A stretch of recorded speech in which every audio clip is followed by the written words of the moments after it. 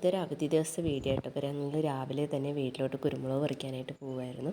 അപ്പം ചേച്ചിയും പിള്ളേരും ഞാൻ ഹസ്ബൻഡും കുട്ടിയും എല്ലാവരും ഉണ്ട്. കൈ വെച്ച് പൊട്ടിക്കാൻ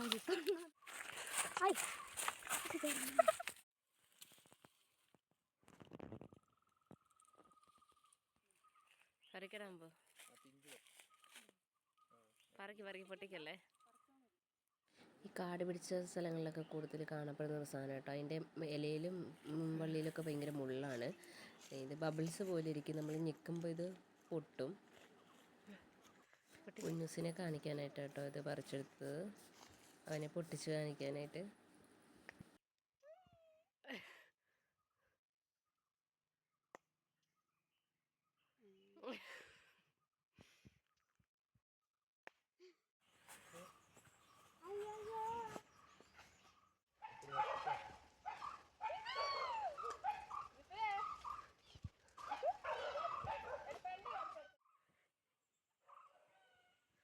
ആനയുടെ വക കലാവിരുത്.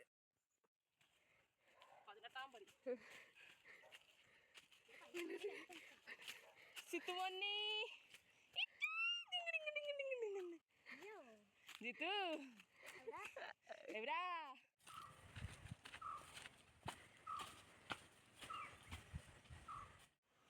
അങ്ങനെ ഞങ്ങൾ വീണ്ടും താഴെ എത്തിയിട്ട് അവിടെ എത്തിയപ്പോഴാണ് കുറച്ച് കാട്ടുതക്കാളി കണ്ടത്.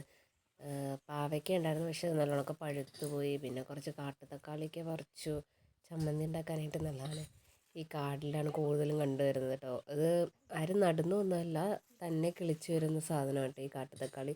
അപ്പോൾ അത് കുറേ പറിച്ചെടുത്തു. അങ്ങനെ ഞങ്ങൾ വീട്ടിലെത്തി കേട്ടോ. വീട്ടിലെത്തി തലേദിവസം പറിച്ച കുരുമുളകൊക്കെ വെയിലത്തിട്ടിട്ടുണ്ടായിരുന്നു. അപ്പം ഉണങ്ങാനായിട്ട് വെച്ചിട്ടുണ്ടായിരുന്നു. പിന്നെ കുറച്ച് മുരിങ്ങയിലയൊക്കെ പറിച്ച് തോരനാക്കാനായിട്ട് കുറച്ച് മുരിങ്ങയിലയൊക്കെ പറിച്ചു.